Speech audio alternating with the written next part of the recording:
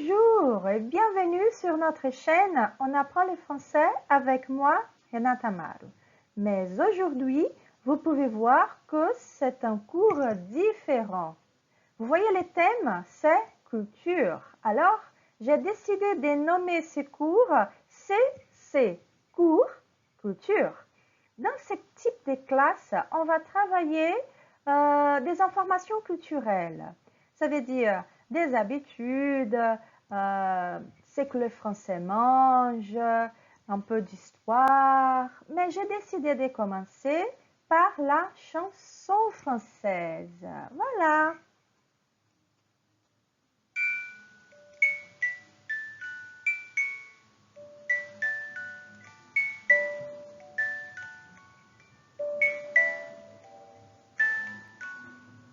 Vous connaissez cette chanson? Voilà, La vie en rose. C'est cette chanson qu'on va travailler aujourd'hui. Bien, je ne peux pas commencer à parler sur la chanson La vie en rose sans parler ou sans dire quelques mots sur les symboles de la chanson française qui est Édith Piaf.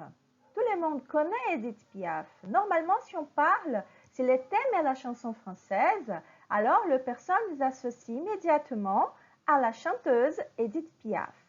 Alors, mais vous savez, elle est connue par Édith Piaf, mais elle s'appelle Édith Giovanna Gassion, dite Édith Piaf, et surnommée la môme, référence au petit oiseau et à sa petite taille.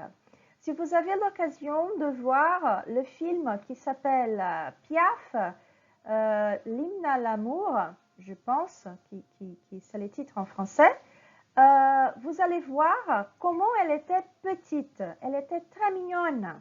Et cet oiseau, j'ai mis une figure là de cet oiseau qui est la môme.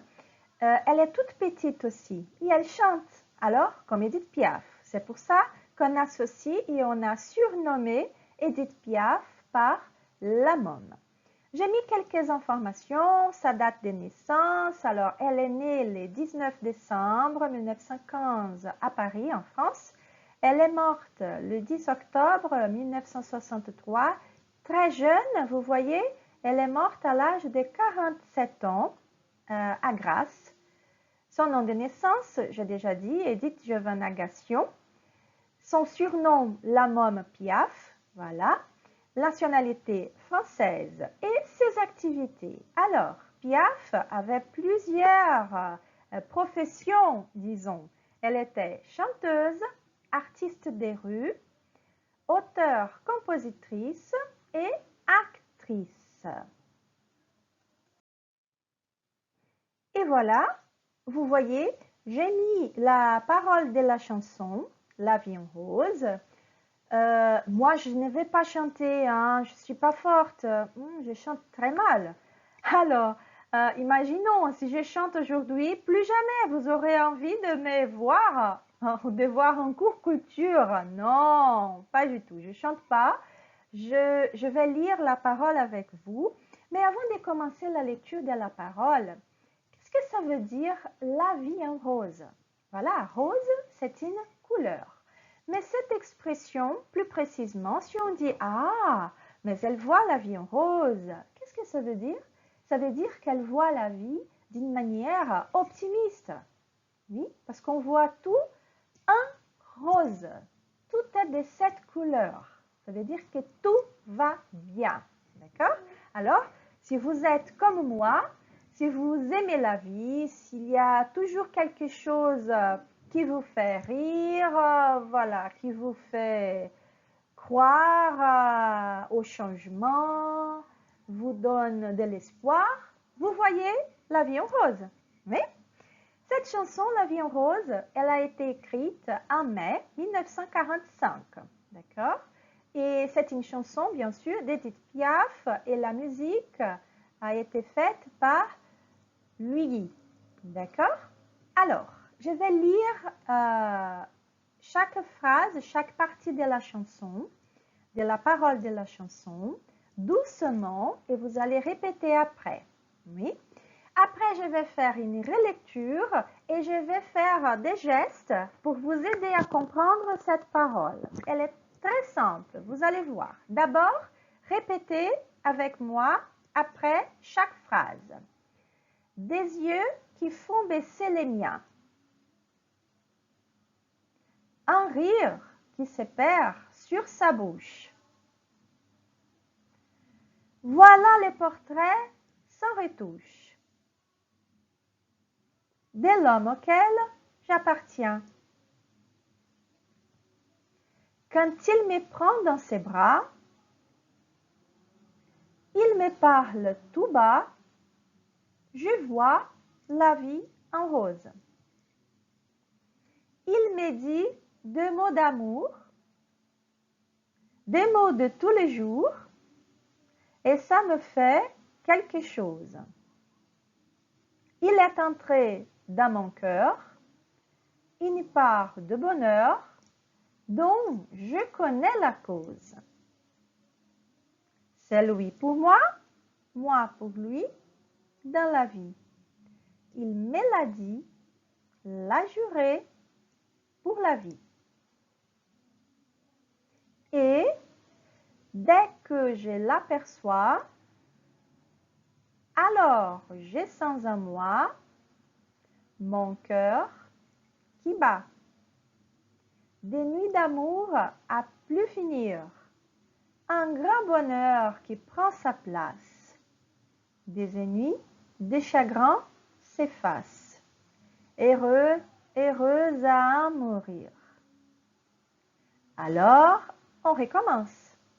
Quand il me prend dans ses bras, il me parle tout bas, je vois la vie en rose.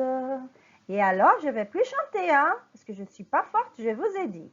Alors, on commence à faire l'interprétation, disons, de la chanson avec deux gestes.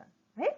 Alors, des yeux qui font baisser les miens. Des yeux, ce sont les yeux, oui, ce sont les organes qu'on utilise pour voir les choses, qui font baisser les miens. Un rire qui se perd sur sa bouche. Voilà les portraits sans retouche. Portrait, c'est une peinture, oui, d'un visage, d'accord? Sans retouche, ça veut dire qu'il est parfait. C'est un portrait parfait qui n'a pas besoin d'avoir de retouche, d'être refait, par exemple. De l'homme auquel j'appartiens. Là, nous avons le verbe appartenir. Voilà, une personne appartient à une autre. Oui, appartenir vient de l'appartenance. Oui. Alors, quand il me prend dans ses bras, oui, quand il me prend dans ses bras, quand il me serre dans ses bras, il me parle tout bas. Oui, vous comprenez? Il me parle tout bas. Je vois la vie en rose. Alors, je vois la vie d'une manière optimiste. Il me dit des mots d'amour. Alors, il me parle des mots d'amour. Des mots de tous les jours. Ça veut dire des mots simples qu'on écoute tous les jours. Mais quand il parle, quand il dit ces mots, ça me fait quelque chose. Ça veut dire que je me sens contente, heureuse, ravie. Alors, il est entré dans mon cœur. Alors le cœur, il est entré dans mon cœur. Il y part du bonheur. Oui, le bonheur, c'est la sensation qui nous fait sourire.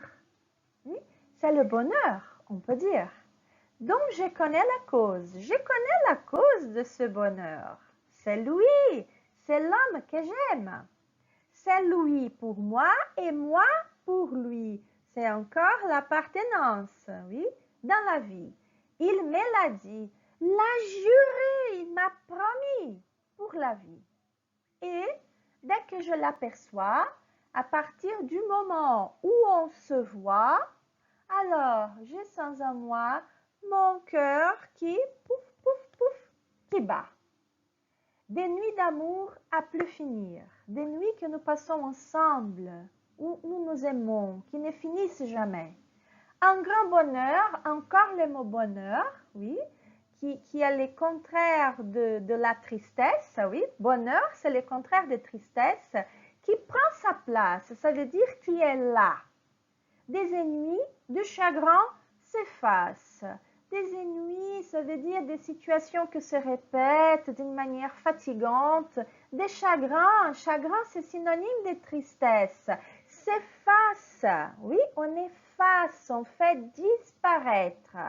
Heureux, heureux à en mourir. Alors, je me sens contente, oui, je me sens heureuse. Et on recommence la chanson. Voilà. À propos de la vie en rose, je profite de cette occasion pour travailler un thème avec vous.